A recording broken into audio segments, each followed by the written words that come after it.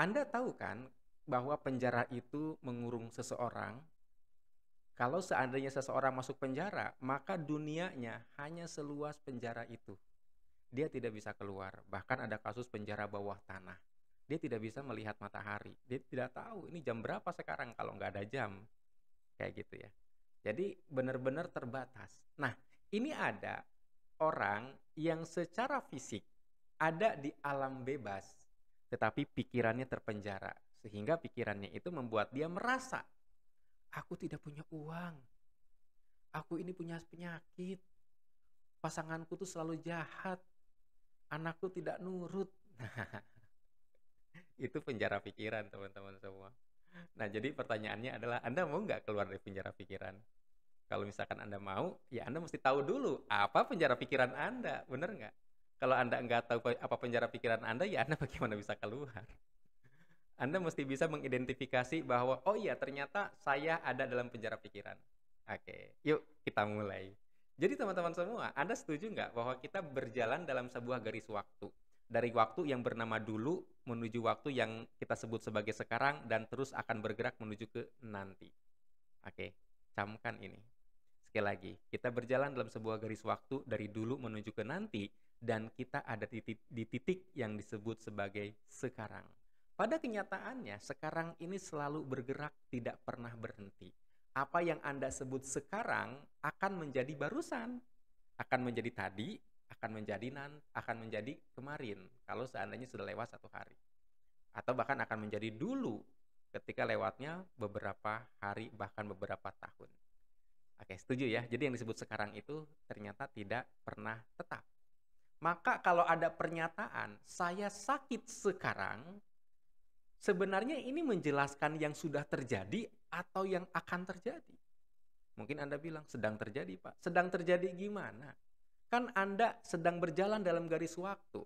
Dari titik yang bernama kita sebut sekarang menuju ke masa berikutnya, masa berikutnya, masa berikutnya, masa berikutnya. Ketika Anda mengatakan sekarang sampai huruf eng, kalimat sekarangnya selesai, itu Anda sudah berpindah ke garis berikutnya, ke waktu yang berbeda, benar nggak? Maka ketika Anda mengatakan, saya sakit sekarang, sekarangnya sampai kapan?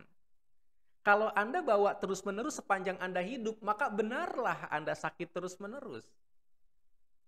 Tetapi kalau seandainya Anda mengatakan, saya sakit beberapa detik yang lalu, saya sakit beberapa jam yang lalu, saya sakit kemarin. Nah, berarti Anda udah lepas nih. Lepas dari penjara pikiran. Sebab apa? Penjara pikiran itu seringkali apa yang kita takutkan di masa lalu dianggap akan terjadi di masa depan. Itu penjara pikiran pertama, teman-teman semua. Jadi ketika Anda pernah sakit di masa lalu, sebutlah mah Anda pernah sakit. Tapi sebenarnya pada saat Anda nonton video ini, Anda tidak sedang kambuh sakit mahnya. Enggak kambuh, biasa aja. Tapi ketika ditanya, gimana kamu sehat? Ya nih aku sering sakit mah. Mau sampai kapan diputuskan sering sakit mah? Sementara Anda terus berjalan ke masa berikutnya, masa berikutnya, masa berikutnya. Oke? Jadi nggak sadar tuh Anda sedang ada dalam penjara pikiran. Sehingga ketika Anda meyakini bahwa aku sakit mah, seluruh tubuh akan mengatakan, siap, kita akan sakit.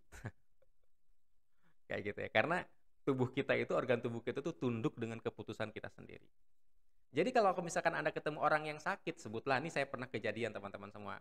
Saya mahasiswa, ada satu anak SMA sakit, dia dirawat di rumah sih, sakit tipes. Saya tanya, kapan mau sembuh? Terus dia bilang, ya nggak tahu lah. Saya bilang, kamu pengennya kapan sembuhnya? Dia bilang, ya udah mungkin hari Rabu kali. Saat itu kami hari Minggu. Dan ternyata benar hari Rabu dia sembuh. Karena pikiran akan memberikan instruksi kepada tubuh. Jadi tubuh itu patuh-patuh aja. Repotnya kalau seandainya Anda mengatakan begini, sampai dengan Anda menonton video ini, sebutlah ya, nauzubillah min zalik. Sampai dengan Anda nonton video ini, ternyata pas di titik ini nih, di sekarang ini, Anda belum punya uang. Ingat, Anda nggak ada uang.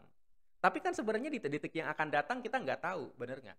Kita nggak tahu di detik yang akan datang. Lalu ada tawaran dari kakak. Ini dari kakak Anda katakan, ada saudara Anda. Ini ada barang nih, kamu kan butuh, perlu ini, nanti bayarnya besok aja. Anda jawab, aku lagi nggak punya uang. Perhatikan, lagi nggak punya uangnya mau sampai kapan? Sampai besok Anda rencana nggak punya uang. Itu kan berarti Anda udah masuk ke dalam penjara pikiran tuh. Pikiran Anda di penjara. Hey, masa depan nggak tahu apa yang akan terjadi, tapi kemudian Anda memutuskan masa depan kita tetap nggak punya uang. Kalaupun mau ya, insya Allah besok nggak punya uang. Insya Allah saya nggak punya uang. Jadi kalau sesuatu yang nggak jelas itu mesti pakai kata insya Allah itu ya.